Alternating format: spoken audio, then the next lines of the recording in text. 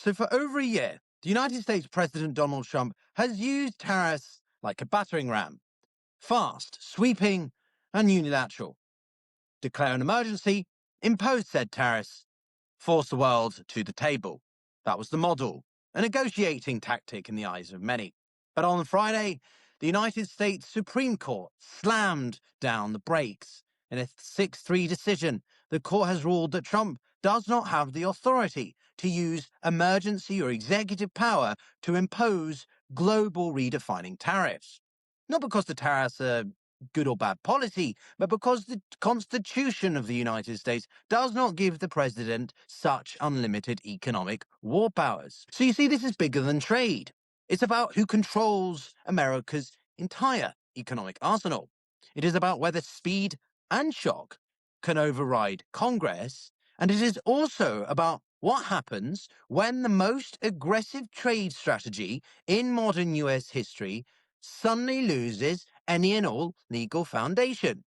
Now, it's not to say that this is going to stop Trump, but in this video, I wanted to break down exactly what the court has ruled, why this matters for America's geoeconomic leverage, what tools Trump still has available and what he may still try to do, and of course, what this all means for the future of US trade power.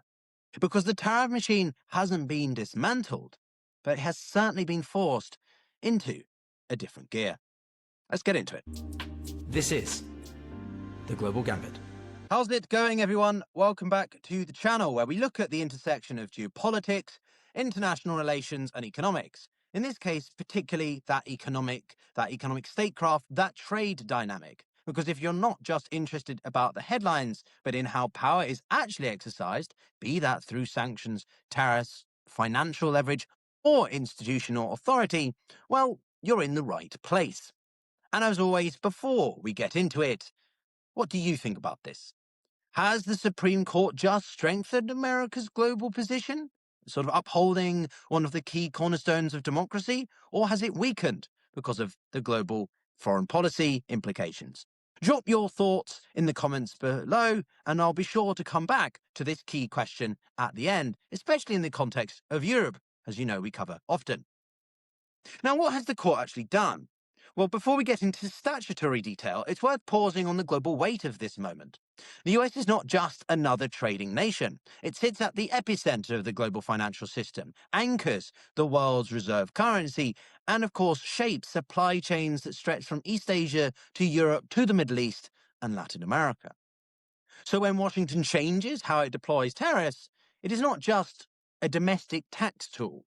It is recalibrating an instrument of geoeconomic power that affects everything from capital flows to alliance politics and corporate strategy.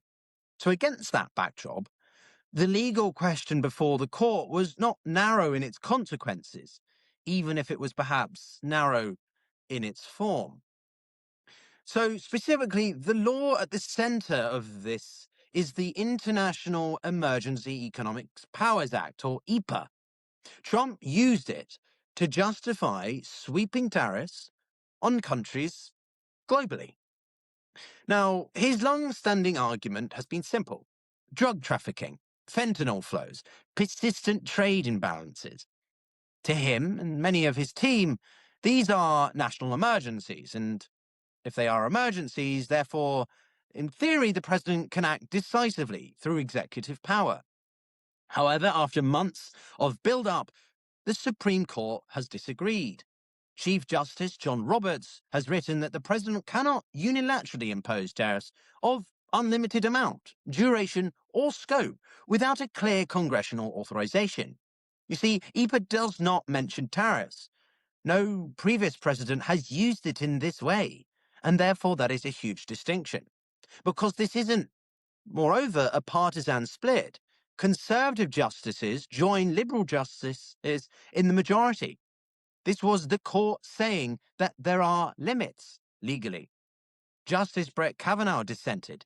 He argued that the tariffs may or may not be wise, but under text and precedent, they were lawful. So take a step back and notice what's happening here. This is not actually, in half rounds, an economic debate. It's a power debate. Who decides how America utilizes, or more specifically, weaponizes its economy, especially in the global financial system? So, why is this a strategic shot? Well, Trump's trade strategy depends on three things: speed, uncertainty, and as always, leverage. IEEPA allowed him to impose tariffs immediately. No lengthy investigations, no waiting for that pesky Congress or alternative branch, no procedural drag. That unpredictability was part of the pressure as well. However, that tool is now gone. And especially in trade politics, time is power. Because if you cannot move fast, you cannot shock markets. And if you cannot shock markets, well, you can't weaken coercive leverage. So while this looks like a legal technicality, some may argue, it disrupts the rhythm of escalation. And that changes how allies and adversaries calculate the risk. Now, before continuing, let me know again what you guys think, and do consider subscribing and giving the video a like if you appreciate these nuanced breakdowns. I try to offer a different perspective to a lot of the noise and, frankly, garbage, or AI slop at least, that exists on YouTube, unfortunately. This tension between constraint and capability is going to define the next few years of US trade policy, because this tension between the constraint and capability is at the heart of it. And I'd love you to be part of that conversation. But still, what happens now? Well, the Supreme Court has answered one question. Does IEEPA authorize tariffs? No. But it left everything else unresolved. What about refunds? What about the billions already collected? What about trade deals negotiated under tariff pressure or duress even? Estimates suggest that roughly $160 billion in tariff revenue may now be legally vulnerable. If courts order refunds, businesses could demand repayment, and there's already an illustration of that. But there's a complication because firms pass costs down to consumers. Some absorb losses, sunk costs. Some negotiated contracts based on this tariff environment. Undoing that web would take ages, and even Justice Kavanaugh warned that the refund process would be incredibly messy. Right now, businesses are in a limbo, especially American ones, and markets hate limbos. Investment decisions pause, supply chains hesitate, and contracts are reassessed. Legal uncertainty itself becomes an economic force. And if this case now goes back to the US Court of International Trade, mind you, well, that will become the next arena of confrontation. So it's not closure. It's escalation through litigation. But more specifically, does this kill the trade war then? Well, no, but it certainly removes a major weapon. Trump still has alternatives. Look at Section 122 of the Trade Act of 1974 that allows tariffs up to 15% for 150 days, immediately. But after the 150 days, Congress must approve continuation, and so that introduces the politics again.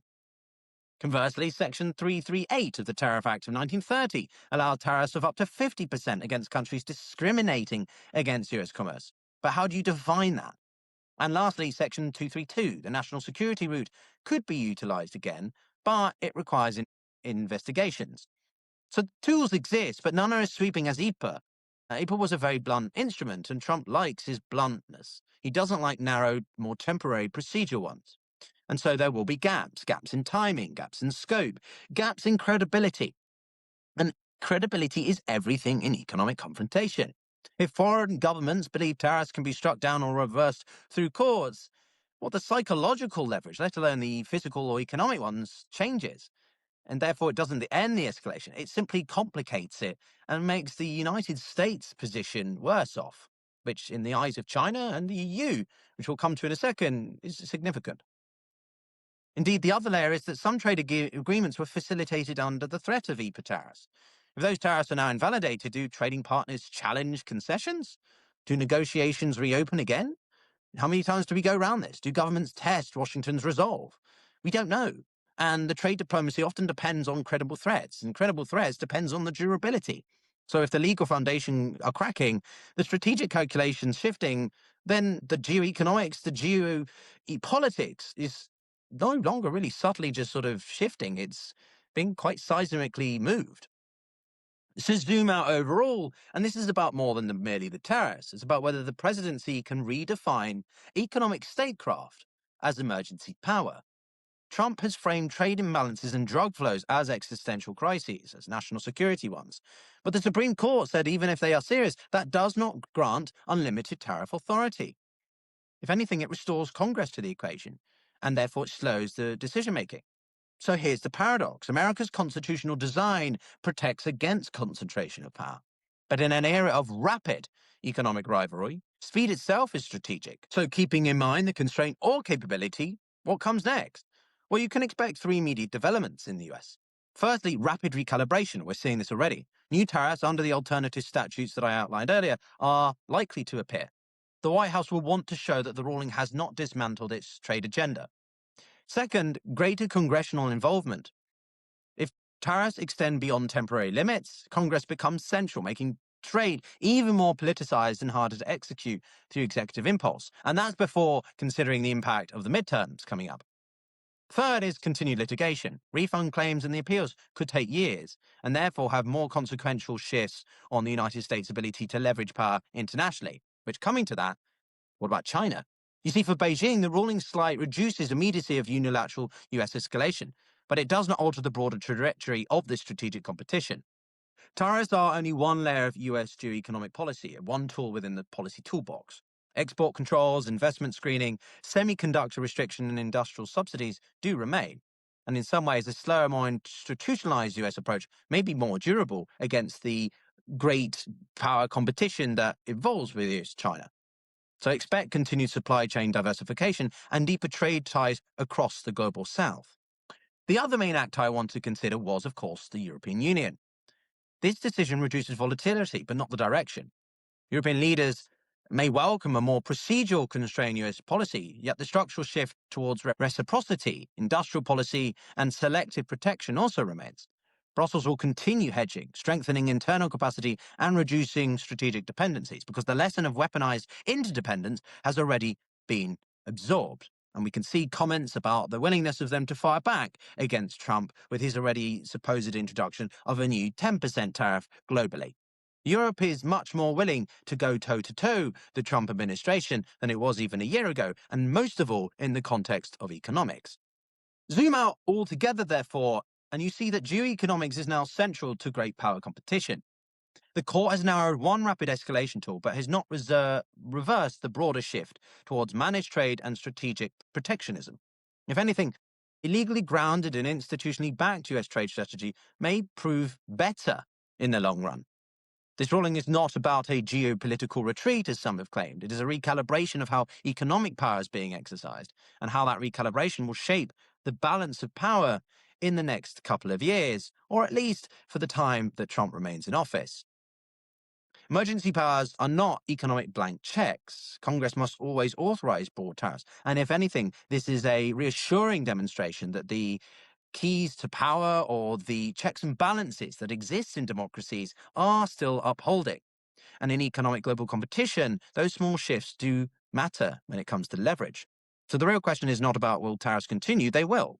It's about whether America or Trump's America can wage economic confrontation as quickly and as effectively as it wants. Because, as always, there's a huge distinction between what the head of state may want versus the country as a whole. And that's certainly more than ever applicable to Donald Trump.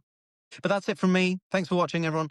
Let me know what you think in the comments below, and look forward to seeing you in the next video. We've got some great guests coming up, and if you want to support me further, check out the links in the description to buy me coffee or join me on Substack, where I'm writing much more as well.